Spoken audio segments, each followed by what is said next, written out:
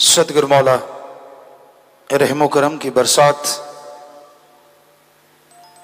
दोनों जहां में, सभी त्रिलोकियों में निरंतर करते रहते हैं।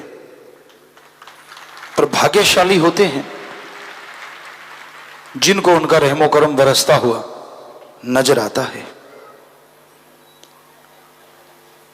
जो रहमो करम को देखते हैं, महसूस करते हैं, उन्हें ही परमानंद की प्राप्ति होती है।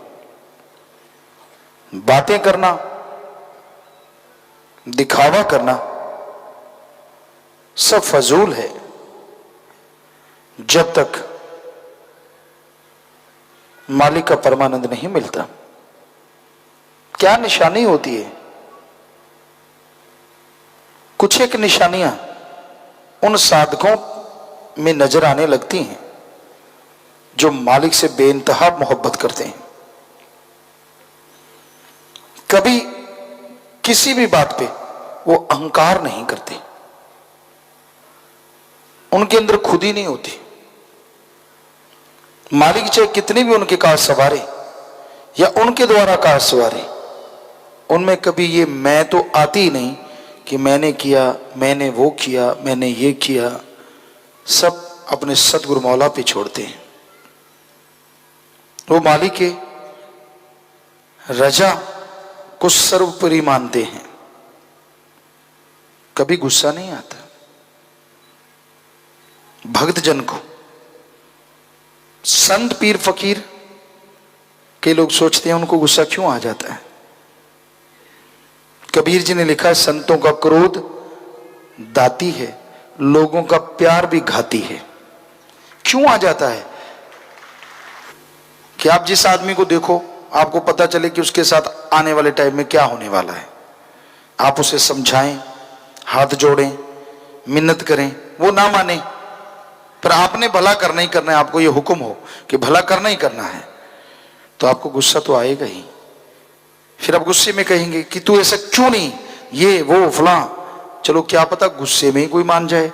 मान गया तो मानने वाले का बेड़ा पार। फकीर को थोड़ा यही कह देंगे, ये तो गुस्सैल है, क्या फर्क पड़ता है। इसलिए संतों को गुस्सा आता है। कभी कभार किसी बुरे काम के लिए नहीं, पर्सनल अपनी सेवा के लिए लड़ते नहीं। वो कोई बात सख्त लफाज, सिख धर्म की पवित्र गुरबाणी ले लो, उसमें लिखा हुआ है गुस्से में ही कहिए, सख्त लफाज कहिए, जो मर्जी आप कह लीजिए, कि जो राम नाम नहीं जपते वो गधे हैं। वो जो खाते हैं वो सूअर की तरह खाते हैं, गंदगी। अब इससे सख्त लफाज क्या होंगे? बोलते हैं कुत्ते की तरह भौंकते हैं, सोचते हैं सांप की तरह विष घोलते हैं। तो ये सख्त अल्फाज नहीं तो क्या है? तो वो कोई गलत करने के लिए नहीं। जब गुरुओं ने देखा कि ये तो मानते ही नहीं, हमारी बात समझते ही नहीं, तो बोला कि आप राम अल्लाह वाहिगुरु की याद के बिना जो खाते हो वो सूअर की तरह गंदगी का भोग लगाते हो। परमात्मा के बिना जो सोचते ही रहते हो, प्लानिंग चलती रहती दिमाग में, वो सांप की तरह विष घोलते हो। मालिक की याद के बिना जो बोलते हो वो कुत्ते की तरह भौंकते रहते हो, काक की तरह कर्कश बोलते हो, तो गधे की तरह बोझा ढोते हो। अब गधे को कौन सा गोल्ड मेडल देता है कोई? बेचारा सारा दिन लगा रहता है। हमने देखा था, क्योंकि वैसे तो नहीं देखा, देखना पड़ता था। स्कूल में जाते थे, वहां पास में ही जब स्कूल में एंटर होना होता था, पास ही एक कुम्हार भाइयों का घर था, वहां खूब गधे होते थे। सारा दिन उन पे कभी मटके लाद लिए, कभी कच्ची ईंटें ढोली, कभी कुछ कर लिया। शाम को हमारी कई बार 4:30 बजे छुट्टी होती, तो उसके गल से रस्सा उतारते देखा, और उनको कूड़े करकट का ढेर, जिसे पंजाबी च कहते रोड़ियां, उस पर दुलत्ती झाड़ते देखा। ही और दे दुलत्ती। कोई दाना डाला नहीं देखा हमने तो कभी। कभी चने डाल दिए हों, कभी बिनोड़े डाल दिए हों, ना जी सूखा साखा घास खा के मालिक की भक्ति नहीं करते, किसी का भला नहीं करते, तो गधे की तरह हो। तो इतने सख्त अल्फाज क्यों कहे बताओ? उनको कुछ मिल जाता? अगर कोई मान ले तो क्या होगा? मानने वाले का ही फायदा होगा। इसलिए गुरु संत पीर पैगंबर कभी किसी को बुरा कहते ही नहीं। लगता बुरा जरूर है। आपके शरीर पे आपको पता ना हो कि जख्म है, स्प्रिट ले लो, उसको लगाते जाओ लगाते जाओ, यहाँ जख्म है वहां जलेगा ही जलेगा। तो संतों के वचन तो स्पिरिट है, एंटीबायोटिक। अब अगर आप में कमी है तो लगेगा लगेगा, नहीं कमी तो नहीं लगेगा, पर लगेगा फिर भी, क्योंकि अच्छे वचन फिर अच्छे लगेंगे। अगर आप में अच्छाई है तो आपको लगेगा यार गुरु संत सही कहते हैं, और अगर आप में कमी है तो आपको नहीं कोई बात थोड़ी है। जब भी सुनते हैं तवा लगा देते हैं, तवा कह लो, चाहे प्लेट कह लो, चाहे कढ़ा कह लो, चाहे तस्तरी कह लो बहुत बड़ी, लगाना तो नहीं छोड़ेंगे, सवाल पैदा ही नहीं होता। ये कैसे हो सकता है कि हम अपनी ड्यूटी छोड़ दें? आप छोड़ सकते हो, आप अपना रास्ता बदल सकते हो, हमें हमारा खस्म नहीं बदलने देगा जो दोनों जहां का दाता है, जिसने अपना रूप बनाया है। हम में तो कोई ताकत नहीं, हम तो कुछ भी नहीं कर सकते। हमने तो साफ लिखा था जब गुरुगद्दी पे भी सदगुरु मौला ने बिठाया, ना हम कुछ कर सके ना ही हम कुछ जान, जो किया कर रहे करेंगे शास्त्र नाम जी, भयो संत ही संत। शांत हो जाओ, किसी को पता ही ना चले, पर तौबा कर लो अकेले में या अपने गुरु के सामने कि हे मेरे मालिक, हे मेरे पीर, हे मेरे रहमत करवाने वाले दाता, आइंदा से मैं ये गुनाह नहीं करूंगा। तो फिर वैसी बात आपको कभी पीड़ होगी ही नहीं, दर्द होगा ही नहीं।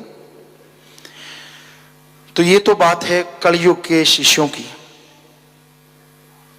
गुरु सोच के बोले, और गुरु कहता है पहले तोलो फिर बोलो।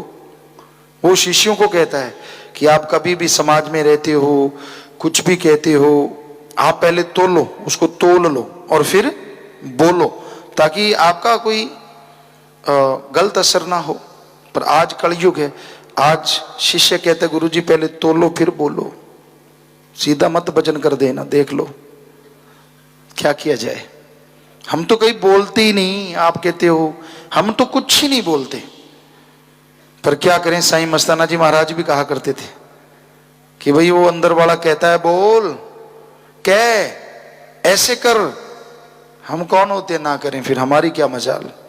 तो वो बात है भाई, हमें तो बात कहनी ही पड़ेगी। माइक की क्या ताकत कि हम बोलें और माइक आप तक ना पहुंचाए, सेल डाउन हो जाए तो बात अलग है। पहुंचा रहा है ना हर बात जो हम बोल रहे हैं, वैसे हम तो माइक हैं, बोल तो सतगुरु मौला रहा है, बात आप तक पहुंचेगी पहुंचेगी। आपको एलर्जी करती है तो मालिक से दुआ करेंगे, आप सुमन करें, एलर्जी बंद हो जाएगी। आपको अच्छी लगती है तो मालिक से दुआ करेंगे, हर बात अच्छी लगने लग जाए, आप इतने अच्छे बन जाओ। हमने तो दुआ ही करनी है, कोई बद्दुआ नहीं देनी। कोई जालसाजी करे, कोई स्कीमें बनाए बैठे हैं लोग, कई तरह की स्कीम बना के, योजना बना के, ऐसे करेंगे फिर ऐसे करेंगे फिर ऐसे करेंगे। वो कसम पहले ही बता देता है कि ये लोग ऐसा कर रहे हैं, पर क्या करें, नाम लेके तो नहीं ना किसी को कुछ कह सकते, शरेआम आपके सामने कह ही रहे हैं। तो ऐसा घोर कलयुग आ गया है, भयानक समय। तो आप इसमें सुमरन करें, भक्ति इबादत करें तो खुशियां मिलेंगी, मालिक की कृपा दृष्टि बरसेगी, मालिक के रहमो करम से नवाजेंगे। और जो भक्तजन होते हैं, साधक होते हैं, वो बहसबाजी नहीं करते, अपनी बढ़ाई के लिए चमत्कार नहीं सुनाते। आपने सुने होंगे कैसे लुटिया डूब जाती है उनकी, जो फिर बड़बोले होते हैं। मालिक जब सब कुछ दिखा देता है, ये नहीं दिखाता कि तू बेमुख होगा, ये नहीं दिखाता कि तू अपने पैरों पे कुल्हाड़ी मारेगा, ये नहीं दिखाता कि तू निंदक बनेगा। ये क्यों नहीं दिखाया मालिक ने? फिर बाकी सारी चीजें तो दिखा दी। तो ये सब बकवास होता है, झूठ होता है। कई लोग इतने चालाक चालबाज होते हैं, उन्हें कोई अनुभव नहीं होता रूहानियत का। पर आप में से कोई भी एक दूसरे को अगर ये सुनाए, गुरुजी ने दर्शन दिए, मुझे ये वचन किए, फिर ऐसा हुआ, क्या आप उसको कहोगे झूठा है? नेचुरली नहीं कहोगे। गुरु मालिक वाहिगुरु राम वाली बात पे कोई किसी को झूठा कहता ही नहीं। तो इसलिए जो चालबाज लोग होते हैं वो फायदा उठा लेते हैं, उससे उनके नंबर बन जाते हैं। यार ये तो बहुत बड़ा भक्त है भाई, यार इसको इतने पहले ही पता चल जाता है। अब पूछने वाली बात है कि पहले क्यों नहीं पता चला? बाकी चीजों का तो चलता रहा, ये क्यों नहीं चला? ये किसी को क्यों नहीं बताया? ये तो किसी को नहीं बताया। तो भाई ये सब बकवास होता है। ऐसे लोग कि कभी सुनो ना, अपने पीर मुर्शिद कामिल की सुनो। चमत्कार आपके साथ भी कदम कदम पे होंगे अगर दृढ़ यकीन रखोगे, विश्वास रखोगे, सुमरन करते रहोगे। लेकिन उसको जितना अंदर समेटोगे, क्योंकि जो सुमरन के द्वारा चमत्कार होते हैं, जो रूहानियत के चमत्कार होते हैं, उनको जज्ब करते जाओ तो वो बढ़ते चले जाते हैं। वरना मन अहंकार में आ जाता है कि यार मैं भी कोई चीज हूं, मुझे तो कदम कदम पे हो रहा है। लोग और पंप मारते रहते, वाह जी वाह, वाह जी वाह, कहीं तो पांव के हाथ लगा, ये कर, वो ये तो बड़ा ऊंचा है, ये नहीं पता अभी खाली लिफाफा है, पता नहीं कब पटाखा बोलेगा। तो इसलिए भाई ऊंचा तो एक ही है, अल्लाह वाहिगुरु राम सतगुरु दाता। किसी को उसके सम कभी ना मानो, चाहे कोई भी आ जाए। साईं मस्ताना जी महाराज कहते, चाहे कोई गोल्ड का सोने का बन के आ जाए, हीरे जवाहरत का बन के आ जाए, पर मालिक सतगुरु तो सतगुरु है। बराबर ना मान बैठना। बराबर तो क्या, आपको क्या पता कौन पहुंचा हुआ है, कोई पता नहीं चलता। पहुंची हुई की निशानियां आपको बता दी। शांत स्वभाव है, गुस्सा नहीं आता, और मालिक का नाम जपता है। कोई पूछे कि भाई क्या नजारे आते हैं, तो उसका यही कथन होता है, सुमरन कर भाई, मुझे आए तुझे भी आएंगे, मेरा गुरु वो तेरा भी वो मुझे दिखाता है तुझे भी दिखाएगा।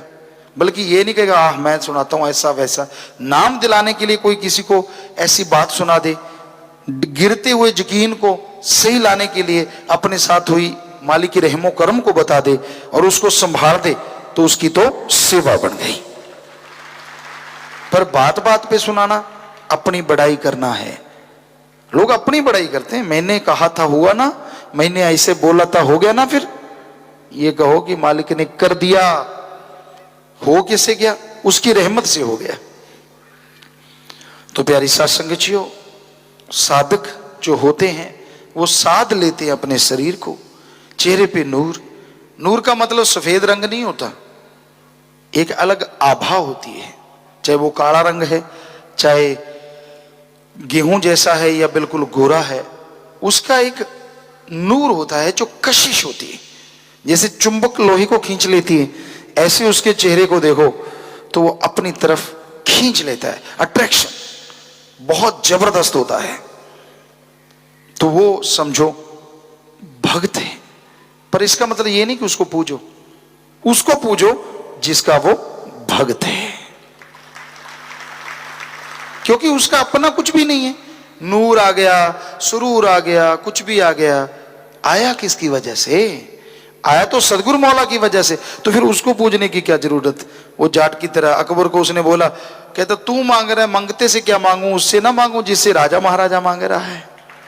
तो वो वाली बात है भाई, किसी का नूर देके आशिक ना हो जाओ, अपने गुरु सतगुरु पे यकीन रखो, क्योंकि उससे ही उसको मिला सब कुछ।